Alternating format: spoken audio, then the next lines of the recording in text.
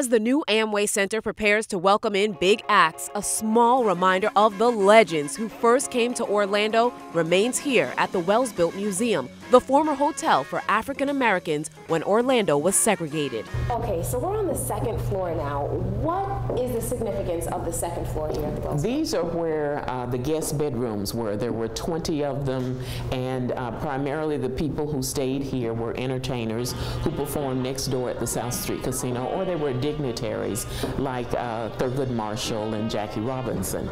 These rooms have been refurbished with the exception of one. We have maintained one that will show you what the guest bedrooms were like when this was a hotel. It primarily was the bed. You had a radio for entertainment. You had a basin for hygiene and a dresser, and that was basically the hotel room.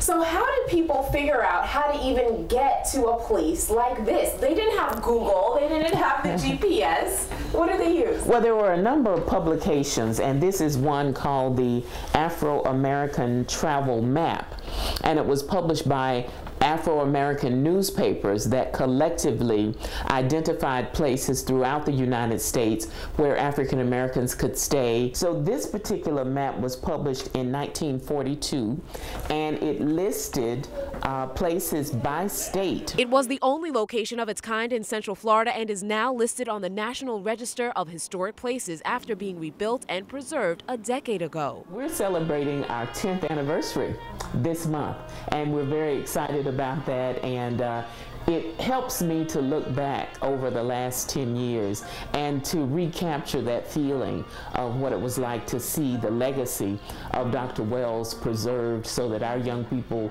would know that there was an African American owned and operated hotel in Paramore beginning in the 1920s going through the 60s. Coming up next week in our Spotlight of Orlando's Black History, we're going to show you some of the artifacts from the past and the present that you won't see anywhere else in the world except here at the Wells-Built Museum. Talitha Vickers, Fox 35 News.